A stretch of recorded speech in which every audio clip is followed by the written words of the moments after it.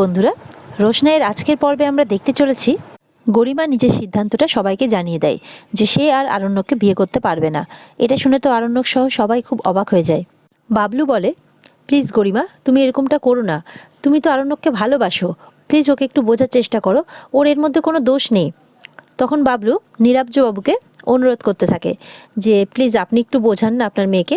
তখন নীলাব্জবাবু বলে, দয়া করবেন, হাত জোর করে বলে, আমাকে এই কাজটা করতে বলবেন না, কারণ আমার মেয়েও যথেষ্ট আঘাত পেয়েছে। তার সঙ্গে রোশনাইকেও বলে, রোশনাই, আরণ্যক না হয় বাধ্য ছিল, তুমি তো সত্যিটা বলতেই পারতে আমাদের, তাহলে আমাদের আজকের দিনটা দেখতে হতো না। রোশনাই তখন বলে, তুমি বোঝার চেষ্টা করো নীলাব্জ মেশো, আমি ইচ্ছে করে এই জিনিসটা করিনি, আমরা দুজনে এই বিয়েটাকে ভুলেই গেছিলাম, আমরা কোনোদিনও মান্যতা দিইনি এই বিয়েটাকে। তখন বলে, তুমি একদম চুপ করে থাকো রোশনাই, তুমি আমাদের সবাইকে ঠকিয়েছো, তোমার এই মধ্যে কথা বলার কোনো অধিকার নেই। ছোটু তখন রেগে যায়। ছোটু বলে, তুমি রোশনাইকে দায়ী করো না মা, এই ঘটনার জন্য যদি কেউ দায়ী হয়ে থাকে তাহলে হচ্ছে সেটা বাদশা। রোশনাইয়ের এর মধ্যে কোনো দোষ নেই, রোশনাই তো এখান থেকে চলে যেতে চেয়েছিল, বাদশাই তো ওকে আটকে ছিল। আর যা ঘটেছে তাতে হয়তো রোশনাইয়ের কোনো বাধ্যবাধকতা ছিল, সেটা জানার চেষ্টা করেছো কোনোদিনও? বাদশাই তো ওকে প্রথম এই বাড়িতে নিয়ে আসে মা, তাহলে দায়টা কার হয়? আরণ্যকের মা তখন বলে, ছোটু, তুমি রোশনাইয়ের হয়ে আর ওকালতি করতে যেও না।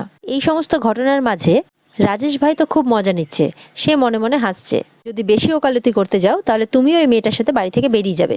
দিদা বলে, বাড়ি থেকে তো চলে যাবেই, সেটা তো ঠিকই আছে, কিন্তু তার আগে ওর বিয়েটা ভাঙতে হবে।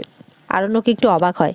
আরণ্যক গরিমাকে রিকোয়েস্ট করতেই থাকে, গরিমা প্লিজ তুমি এরকমটা করো না, তুমি 2 মিনিট আমার কথাটা শোনো, তারপর যদি তোমার মনে হয় তুমি ছেড়ে চলে যাবে আমাকে, তুমি চলে যেও। গরিমা কিছুতেই রাজি হয় না, বলছে না, একদমই না, তুমি দিনের পর দিন মাসের পর মাস আমাকে ঠকিয়েছো এই রোশনাইয়ের জন্য, একটা মেয়েদের জন্য তুমি আমার জীবনটা জাস্ট ছাড়খাড় করে দিয়েছো আরণ্যক, আমি আর তোমার কোনো কথা শুনবো না। মা, তোমার কি আরও কিছু শোনা বাকি আছে এখানে? তুমি যাবে না যাবে না? রাজেশ ভাই পাশ থেকে বলে ওঠে, এ কি বাঙালি বাবু, আপনার তো একুল ওকুল দুকুলই গেল। এটা শুনে তো বাদশা খুব রেগে যায় আর রাজেশকে মারার জন্য যায়। তখন আরণ্যককে সবাই আটকে নেয়। রাজেশ বলে, আমি কি ভুল করেছি কেউ আমাকে বলতে পারবে? আমি যেই কাজটা করেছি একদম ঠিক করেছি, আমিও বেনারসের, গরিমাও বেনারসের, তো একই জায়গার মানুষ হয়ে আমি গরিমার জীবনটা কি করে নষ্ট হয়ে যেতে দিতাম? এই জিনিসটা যদি গরিমা পরে জানতো তাহলে ওর সাথে কি হতো? আর যেই লড়কিকে আমি শাদি করতে গিয়েছিলাম সেই লড়কিকে তো বিয়ের মণ্ডপ থেকে ভাগানো হয়েছিল।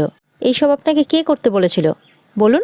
আর ভাগিয়ে নিয়ে গেলেন যখন, শাদিও করে নিলেন, হ্যাঁ, কে করতে বলেছিল আপনাকে? আর শোনো রোশনাই, তোমাকে আমি লাস্টবারের মতো একটা কথা বলছি, তুমি আমার সাথে যাবে কি যাবে না, ক্লিয়ার করে আমাকে বলে দাও। রোশনাই রেগে যায়, বলে, আমি যাব না, আমি মরে যাব তাও ভালো, আমি আপনার সাথে কখনো কোথাও যাব না, বুঝেছেন কথা? চ্যালেঞ্জ করছো?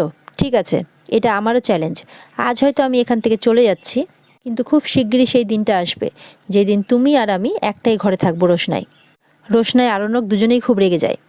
রাজেশ ভাই বলে, ঠিক আছে, সবাইকে শাদির শুভকামনা, আপনার সাথে আবার আমাদের দেখা হবে খুব শিগগিরই, আমি আমার শাদিতে সবাইকে ইনভাইট করব, দেখা হবে আবার সবার সাথে, আপনারা সবাই ইনভাইটেড, আনা জরুর, বলে সবাইকে হাত জোর করে ওখান থেকে চলে যায়।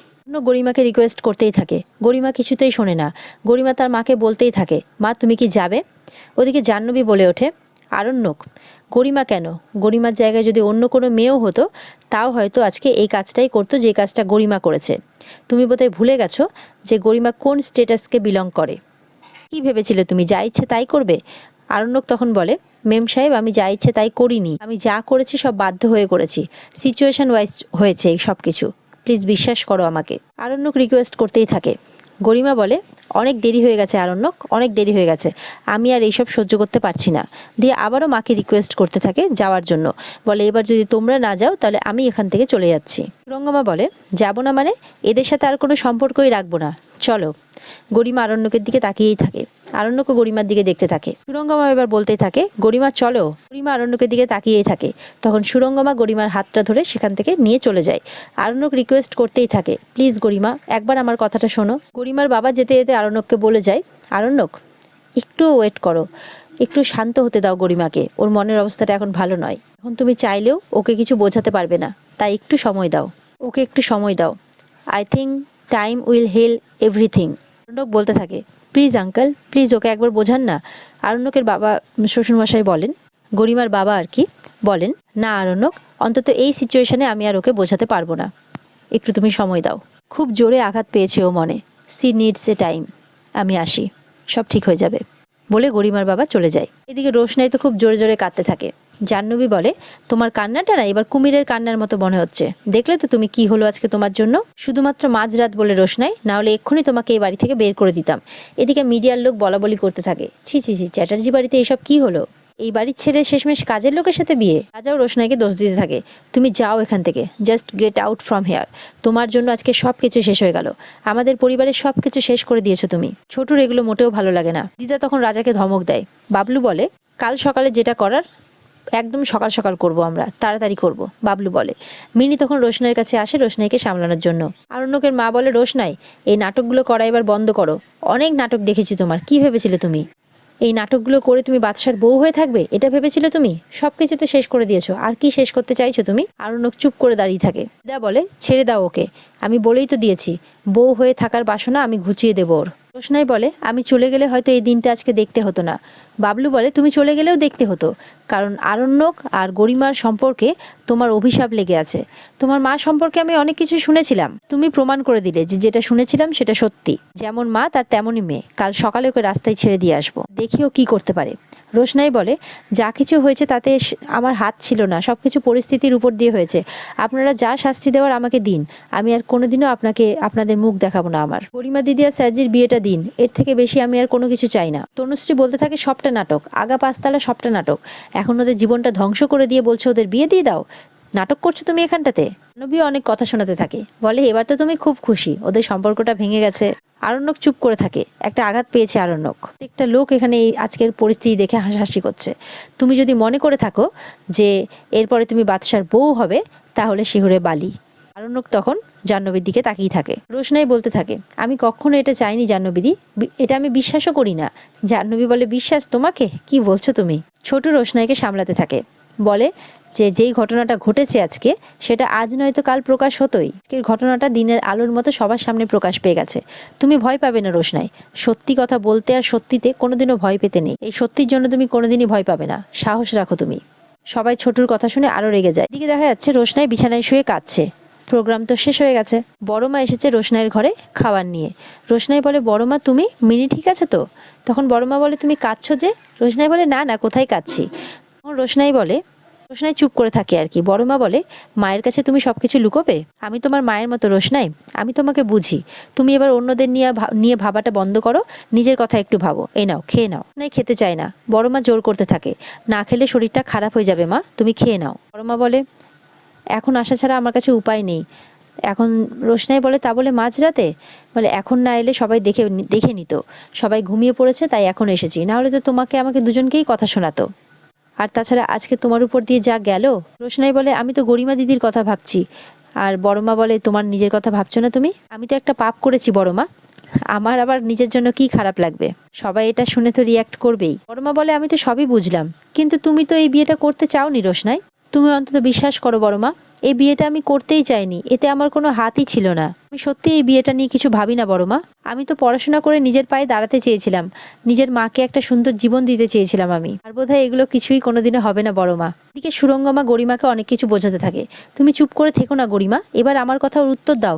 কালকে ওই ছেলেটা আবার আসবে মিষ্টি মিষ্টি কথা বলে তোমাকে ভোলাতে, তুমি গলে যাবে। তুমি কি বুঝতে পারছো না যে ওই ছেলেটা দিনের পর দিন তোমাকে চিট করেছে? গরিমা সমানে কাঁদতে থাকে। গরিমার বাবা বলে, মা, আমি তোমার মনের অবস্থাটা বুঝতে পারছি। তুমি যদি এই বিয়েটা থেকে বেরিয়ে আসতে চাও, তুমি বেরিয়ে আসতে পারো, আমরা সেটা মেনে নেব, তোমাকে কোনো প্রশ্ন করব না। সুরঙ্গমা তখন বলে, দেখো নীলব্জ, তুমি ওকে কিছু বোঝাতে এসো না। যা কিছু হয়েছে তোমার জন্য হয়েছে, তোমার বাড়াবাড়ির জন্য হয়েছে। প্রথম দিন থেকে তুমি রোশনাইকে সাপোর্ট করে গেছো। প্রথম দিন থেকেই তোমার সুদর্শনের উপরে একটা আলাদাই সাপোর্ট ছিল, আলাদাই দরদ ছিল। কেন? সুদর্শনার মেয়ে রোশনাই, আর সেই মেয়েই আজকে আমার মেয়ের জীবনটা নষ্ট করলো। বুঝতে পেরেছো তুমি? সুদর্শনা তার মেয়ের কাছে ভালো হতে চেয়েছিল, কিন্তু পেরেছে কি তার বাবার পরিচয়টা তাকে দিতে? সমস্ত কথা গরিমার বাবার কিছুতেই ভালো লাগে না। সুরঙ্গমা বলতেই থাকে। সুরঙ্গমা বুঝেছিল যে তার মেয়ে যখন বড় হবে আগে ভাগে তাকে ছুঁড়ে ফেলে দেবে, সেই জন্য সে আগেই পালিয়ে গেছে। তাদের শাসন করতে চেয়েছিল, কিন্তু সে তো লাগাম ছাড়া, তাদের তো কোনো কিছুতেই কিছু করে ওঠা যায় না তাদের জন্য। তো এরকমভাবে সবার জীবনে এসে সবার জীবনটা নষ্ট করে দেয়। গরিমার বাবা তখন বলে, আচ্ছা এইসব আমি শুনে কি করব? যে মানুষটা নেই তার কথা বারবার তুমি কেন টেনে আনছো ভাই? টেনে আনছি তার কারণ সুরঙ্গমা যেরকমভাবে সবার জীবনটা নষ্ট করে দিয়েছিল, ঠিক সেরকম রোশনাইও তাই করছে। বীজটা তো রয়ে গেছে না, আর সেই বীজটা আমার মেয়ের জীবন নিয়ে তছনছ করছে। গরিমা তুমি চুপ করে থাকবে না, এরকমভাবে চুপ করে থাকলে হবে না, তুমি উত্তর দাও। বড় মা রোশনাইকে বোঝাতে থাকে, সবকিছু ঠিক হয়ে যাবে রোশনাই, তুমি এত বড় একটা বিজ্ঞাপনে কাজ করলে, ছবি বেরোলেই দেখবে তোমার কত নাম ডাক হচ্ছে, আর কোনো চিন্তা নেই, তোমার কত কাজ পাচ্ছ। রোশনাই বলে, কাজ এলেই কি আর করতে পারবো বড় মা? আমার তো মনে হয় না, আর আমার মনও নেই কাজ করার। আমি এখন যত তাড়াতাড়ি সম্ভব এখান থেকে ফিরে যেতে চাই, দরকার হলে আমি কালই এখান থেকে চলে যাব। আর এত কিছুর পর তো এখানে থাকার আর কোনো প্রশ্নই ওঠে না। বড় মা চুপ করে শুনতে থাকে, আর এখানে আজকের পর্ব শেষ হয়ে যায়। তো বন্ধুরা, এই ছিল আজকের পর্ব। দেখা হচ্ছে আবার আগামীকালকে রোশনাইয়ের নতুন পর্ব নিয়ে। ততক্ষণ ভালো থেকো সবাই।